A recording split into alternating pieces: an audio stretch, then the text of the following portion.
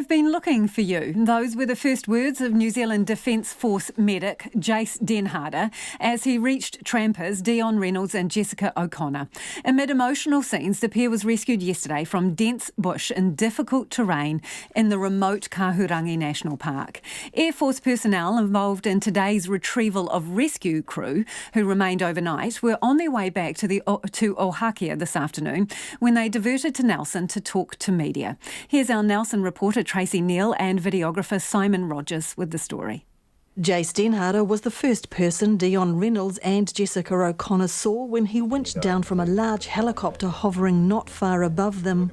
I got down to the ground, and once the helicopter moved away, I said, "I've been looking for you guys."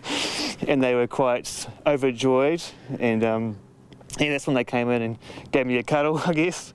And then after a while, they realised the gravity of the situation, and that's when the emotions started coming out for Jessica. Yeah. Dion and Jessica left on the 8th of May for a tramp into the challenging terrain from Anatori, a remote part of northwest Nelson above Karamea and below Cape Farewell. It was more than a week later that a friend reported them missing, and an extensive search began, first by land, and soon the heavy search artillery was called upon.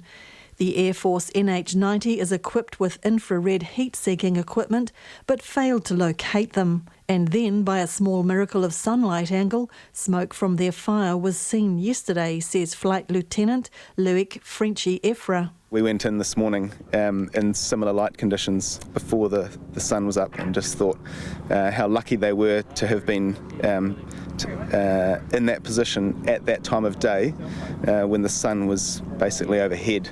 Because seeing into the holes in the trees when they're in cast and shadow is virtually impossible. Jase Denharder says he was relieved to see they were uninjured. Pretty much they got up and walked towards me, which is a great deal to see initially, because there's obviously no lower limb injuries and stuff.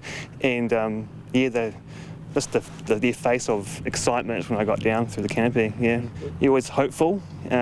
The family were hopeful, we were hopeful, so it was always good. They said they found fresh water, which pretty much saved them. So he says the first words from the clearly exhausted pair were they were so glad to see him. Corporal Tom Hansen was the loadmaster and hoist operator who lifted the pair from the ground. He says it was fairly challenging. Just due to the nature of the terrain and the location where they were.